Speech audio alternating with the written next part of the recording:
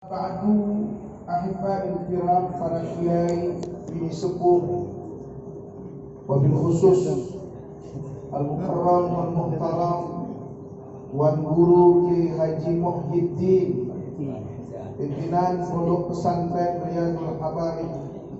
Kita doakan mudah-mudahan sehat walafiat. Amin. Al-Mukarram Kiai Haji Hamdi dari Balaraja yang tadi telah memimpin kita semua dalam munajat doa pembacaan surah Yasin. Mudah-mudahan segala doa dan apa yang kita baca diterima oleh Allah Subhanahu wa taala.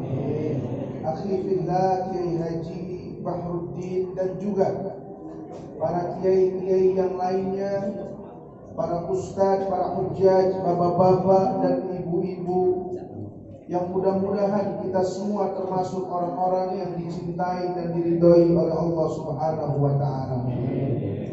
Khusus yang sama-sama kita hormati dan kita muliakan keluarga besar almarhum wal maghfurlah Kiai Haji Ahmad Sunaria Hafid, yang mudah-mudahan ini malam merupakan malam yang ketujuh kita mendampingi kepergian beliau.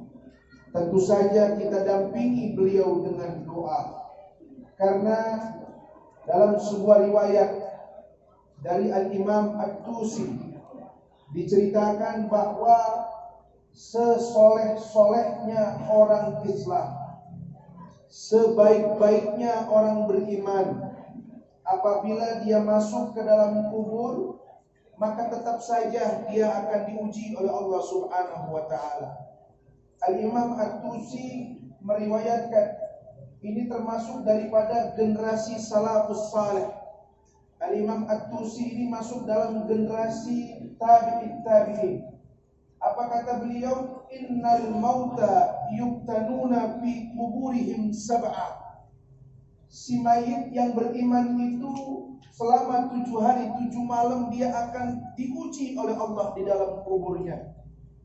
Yang biasa ibadah ini udah gak bisa ibadah lagi. Yang biasanya ngaji ini udah gak bisa ngaji lagi. Dia resah, dia gelisah, dia kangen sama keluarganya. Fakanu yastahibuna ayyut ama fi tilkal ayyam. Apa sih yang bisa mengobati kegelisahan almarhum di dalam kubur?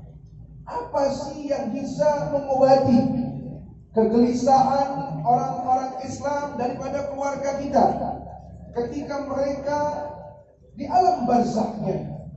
Fakanu yastahibuna ayyut ama fi tilkal ayyam, katanya bahwa betapa mereka teramat sangat bahagia, senang kalau keluarganya itu ngumpulin orang sedekah makanan. Alhamdulillah malam ini bukan hanya sekedar sedekah buah-buahan, sedekah minuman, tapi kita juga sedekahkan daripada bacaan-bacaan ayat-ayat Quran kita, tahlil dan tahmid kita selama 7 malam. Dan insya Allah ini bermanfaat buat almarhum yang ada di dalam barzakh sana, dan juga buat orang-orang tua kita yang sudah meninggalkan kita semua. Amin ya rabbal alamin. Salawat dan salam kita sanjungkan selalu kepada baginda Nabi besar kita Muhammad sallallahu alaihi wa alihi wasallam.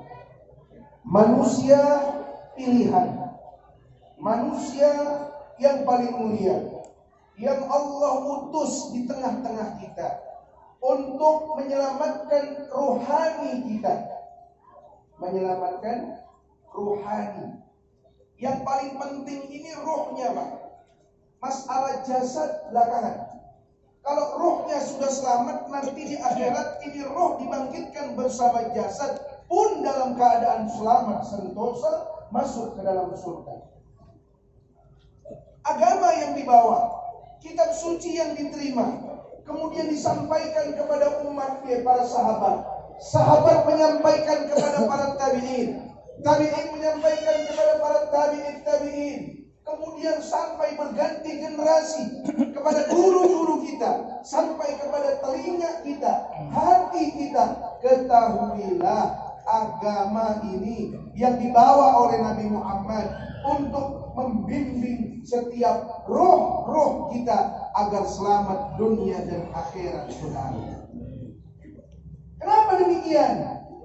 Sebab roh ini ketika dia berhadapan dengan jasmani suka keder, suka tersesat dia. Gara-gara jasmani lapar, si ruh nggak berdaya. Ini ruh diajak nyolong cecek mau aja, tuh nggak? Gara-gara jasmani kesenangannya mancing, ini ruh pengen sembahyang zuhur sampai kagak jadi ngikutin kemauan jasmani. Emang ini jasmani kurang ajar ya? Ini jasmani, badan kita ini kurang ajar. Wa id akhadha rabbuka min bani Adam min zuhurihim dzurriyyatahum wa ashhadahum ala anfusihim alastu bi rabbikum qalu bala shahidna an taqulu yawmal qiyamati inna kunna an hadza ghafirin. Ini yang diajak berdialog siapa? Ruh kita, bukan jasad kita. Ingat kalian, ketika Allah mengambil perjanjian, mengumpulkan semua arwah, ditanya, hei arwah, kalian setuju gak? Ridho gak? Aku sebagai Tuhan kalian. Itu semuanya arwah sepakat kompak. Qalu bala syahidna, ya Allah, kami bersaksi engkau Tuhan kami. Makanya roh itu semuanya beriman, Pak. Si Ahok dulu rohnya beriman. Kata siapa? Roh itu semuanya suci. Yang bikin dia kufur apa? Jasmani. Yang bikin dia kafir apa? Pandangan matanya, telinganya, lingkungannya, keluarganya. Betul tidak? Betul tidak? Ini Ustaz berani-beranian ngomongin tentang roh. Bukankah dulu Nabi ditanya tentang roh, Nabi bilang, jangan banyak bicara, roh itu urusan Tuhanku. Wa yas'alunaka 'anil ruhi qulir ruh min amri rabbi. Roh itu enggak boleh dibahas, ya. Roh itu urusan Allah. Ini ayat belum selesai. Wa ma utitum minal ilmi illa qalila. Saya dapat tafsiran ayat ini dari Ajengan Jejen Sukabumi. 5 jam saya ngobrol ba'da subuh sampai jam 11 siang. Saya mau pulang nggak boleh, enti jangan pulang dulu. Beberapa bulan sebelum meninggal dunia, berapa tahun? 1 tahun sekitar mau meninggal dunia. Dia luar biasa membimbing ruh saya. Dia dijejelin ilmunya di telinga saya. Apa kata beliau? Nah, ayat ini wa ma utitum minal ilmi, waw ini boleh dijadikan waw ataf dalam ilmu nahwu. Artinya apa? Artinya, dan tidaklah kami berikan engkau pengetahuan tentang ilmu kecuali hanya sedikit saja. Bisa kita tafsirkan bahwa ilmu yang dimaksud di sini adalah ilmu tentang roh. Artinya apa? Roh boleh dibahas asal tahu ilmunya. Siapa yang ahli bicara tentang roh? Para nabi, para rasul, karena mereka mendapat bimbingan dari Allah Subhanahu wa taala. Para sahabat, para tabi'in, para ulama, para ustadz, dia gali kitab, dia gali tafsir, dia gali hadis untuk menyampaikan tentang roh. Toh pada kenyataannya para ustadz, para dai diundang untuk memberikan siraman roh. Betul nggak? Kalau urusan konsumsi, urusan panitia, bukan urusan roh, bukan urusan saya. Urusan ustadz, urusan roh. Ya, ini bukan hal yang tabu. Justru ini memang pokoknya, urgensinya kita beragama, menyelamatkan ruh kita, saudara sekalian. Jamaah sekalian yang dimuliakan oleh Allah Subhanahu wa taala.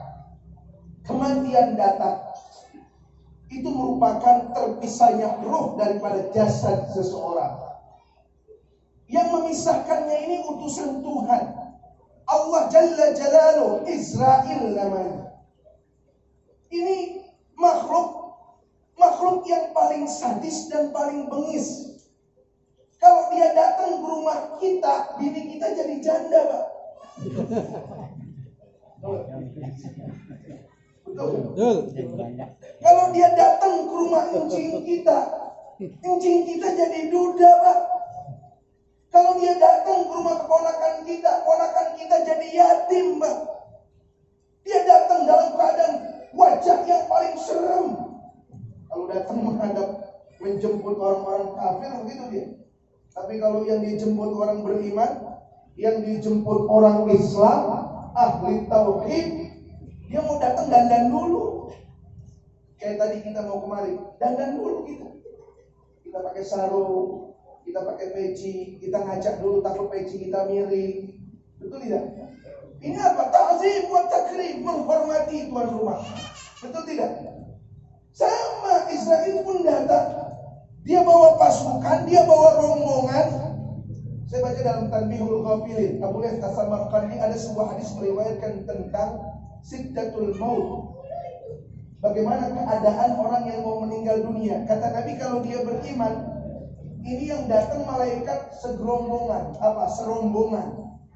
Pakaian warnanya berpakaian serba putih. Dia pakai aroma minyak wangi yang beraroma luar biasa. Dengan wajah yang paling manis. Dia duduk di atas kepala kita. Makanya bini kita kalau lagi tidur matanya rada mendelik, bebe. Jangan itu udah disiapin dia. Ya. Ditarik, dikedat kalau kata orang main layangan mah. Ditarik, berebet. Mulai jempol kaki persendian kita dingin. Nanti dia rasain. Ya. Nanti rasain. Ya. Dia tarik pelan dengan sopan, dia bisikan telinga kita, ya ayyatuhan nafsul mutmainnah, irji'i ila rabbiki radiyatan mardiyah, fadkhuli fi ibadi wadkhuli jannati. Saat itu anak kita sudah mulai berderai air mata, istri kita sudah mulai sesak napasnya, ya laki gua, jadi janda gua. Betul tidak? Kita nih semua bukan lagi. Ya. Walau dicabut dengan cara yang paling indah, tetap saja ada rasa sakit yang dirasakan oleh kita. Ada kesepian nanti di dalam barzakh kita. Makanya ulama mewarisi ini tahlil. Tadi kan kata Imam At-Tusi. Ya. Jadi ternyata tahlil ini merupakan ajaran generasi salaf. Jadi kalau ada orang ngaku salafi tapi anti tahlil, salah lo.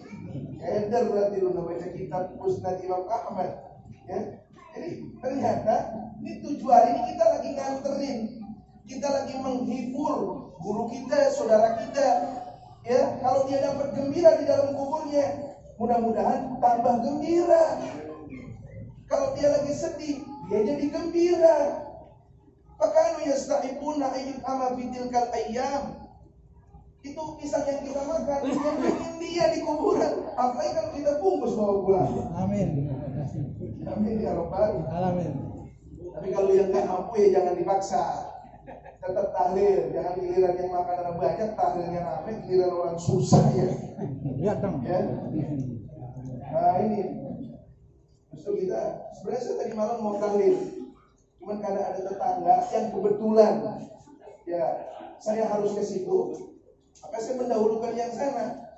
Karena yang sana itu kan nggak seperti yang di sini. Masya Allah. Jadi kita kembali lagi kepada fokus kita tentang roh.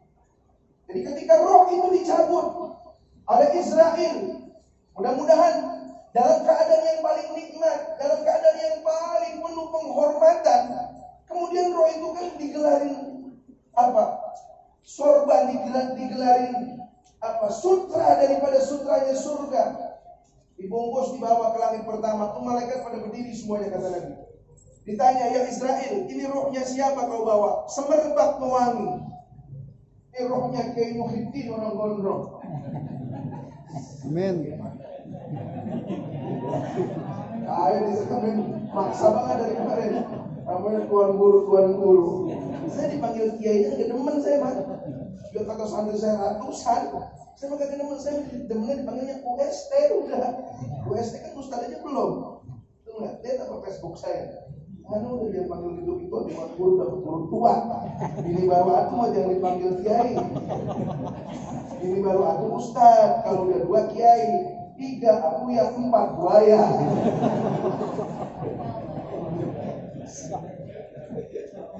Lalu bagaimana dengan orang munafik? Berbanding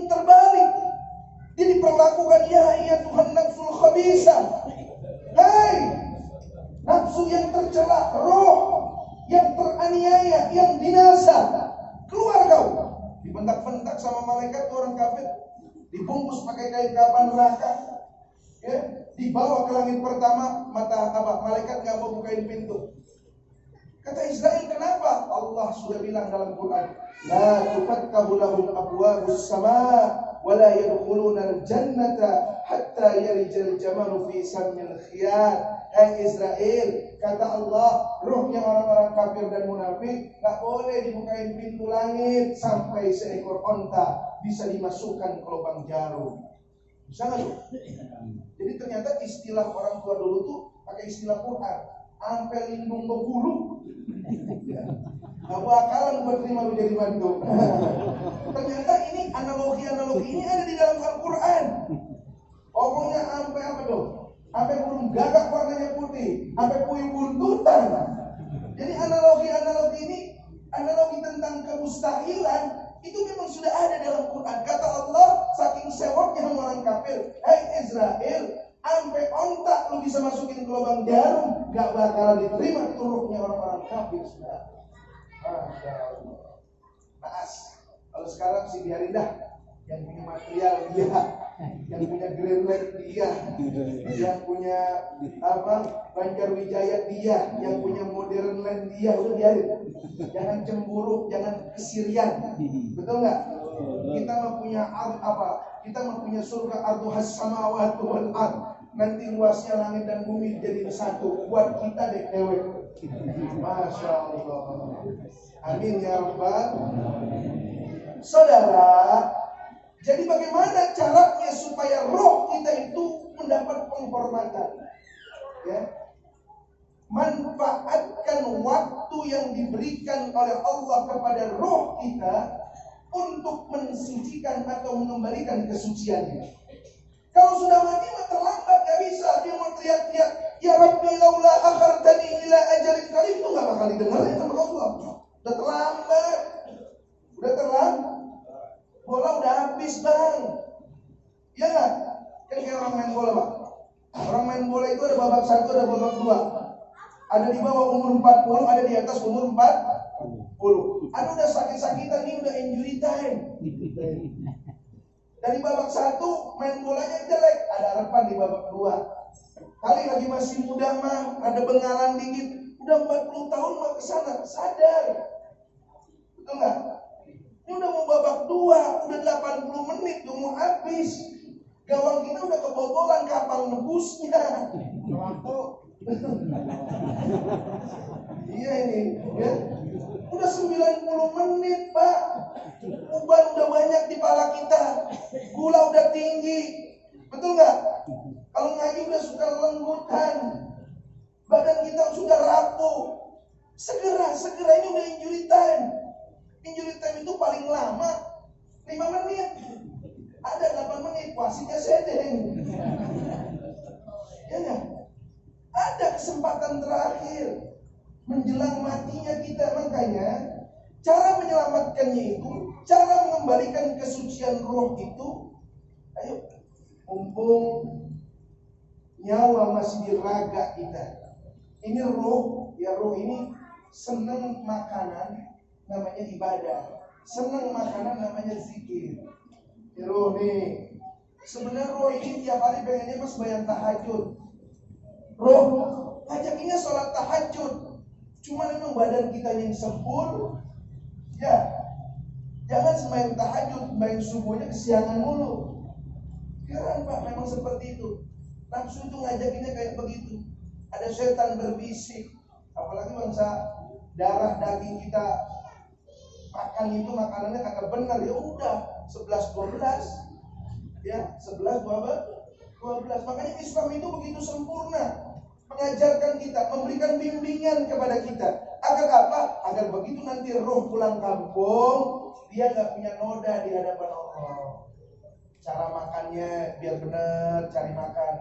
Ya, kullu lahmin nabata minal haram, fannaru awla bih. Nabi bilang begitu, setiap daging, darah, tulang yang tumbuh daripada hasil makanan yang haram, maka neraka tempat yang paling layak. itu udah disindir sama Allah. Jadi besok kita berubah cari makan kita. Yang biasa geserin patok orang, jangan. Ya. Yang biasa ngurangin timbangan, jangan. Yang biasa nipuin orang, jangan. Jangan. Karena kenapa? Ntar kecenderungan ini jasad diajak taatnya ogah. Gitu Pak. Jadi langkah pertama jaga perut kita. Makanya agama itu komplit Pak. Lihat, kita fikih itu dia jaga 4 perkara yang paling penting di dalam tubuh kita. Perkara tentang ubudiyah. Lihat, orang belajar fikih pasti babnya bab sholat dulu. Sebelum bab sholat ada bab wudu. Sebelum bab wudu ada bab taharah. Betul tidak? Itu. Yang kedua, bab tentang apa? Tentang muamalah biasanya. Ya, muamalah itu urusan perut, Pak. Urusan perut. Buat apa sembahyangnya benar, ubudiyahnya benar, tapi ini masuk ke dalam perutnya nggak benar, sama aja rontok-rontok juga. Kata Ibnu Ruslan dalam subatnya, wa ta'atum mimman harama ya'kulu mithlul bina'i fawqa mawji yuj'al. Ya, ketaatan ibadah yang pondasinya itu rapuh daripada barang-barang haram di dalam perut kita, itu seperti kita membangun rumah, membangun gedung, istana di atas ombak lautan. Jangan di atas ombak, di atas lumpur aja agak jadi. Betul nggak? Betul nggak? Apalagi di atas ombak. Artinya apa? Muamalah itu diatur sama Allah. Ada bab jual beli. Ya benar kalau jual belinya bang. Ya itu kalau lagi ngeleter minyak tanah, jangan lagi goncang, masih goyang udah dituang aja. Ya, yang profesinya tukang jahit, tukang kusen, kalau ada kayu sisa, ada jahitan sisa, kasih. Saya dulu waktu di Terim di Hadramaut sana, itu saking apiknya tukang jahit, saya jahit gamis Pak. Sisa benangnya Pak, itu dikasih Pak, dimasukin lagi dikasih saya. Saya bingung, ya Habib, ini sisa buat apa sampah? Ini jangan sampai ada di rumah saya. Ini bisa beratin akhirat saya nanti. Coba tukang jahit di kampung kita. Berapa meter nih badan saya? 3. Ini mah 5 meter. Lebihnya 2. Ditarik di Hadramaut. Demi Allah saya pernah jahit baju, itu sampai jangan sisa potongan kecilnya, benangnya dikumpulin, dimasukin ke plastik, dikasih saya. Saya buka, ini apaan? Sampah. Beliau bilang, ini bukan sampah, ini beban berat saya di akhirat. Ini bawa pulang sana. Mau dibuang di mana kita terserah. Nah, itu saking waroknya luar biasa. Ya. Jadi muamalah. Ada lagi munakah. Agama mengatur tentang kebutuhan biologis kita. Betul tidak? Yang bukan istri kita baik-baik, yang istri kita boleh. Ini romannya mau bini kagak doyan, mau bini orang doyan banget. Bandot. Emang begitu Pak, emang begitu, nafsu soalnya. Bener ini mas saya bilang aja. Ya, bini mah cakep di rumah, kita anggap biasa. Kenapa orang yang jelek banget kita anggap cakep banget? Rumah tetangga lebih hijau. Agama punya aturan, karena kenapa? Kenapa ini semuanya dikendalikan oleh agama? Makan kita dikendalikan oleh agama, syahwat kita dikendalikan oleh agama. Karena ini yang akan merusak rohani kita. Dampaknya itu ketika badan ini maksiat, roh kita yang nanggung dosanya. Kasihan ini roh. 20 menit ya? Lama. 25 udah ya?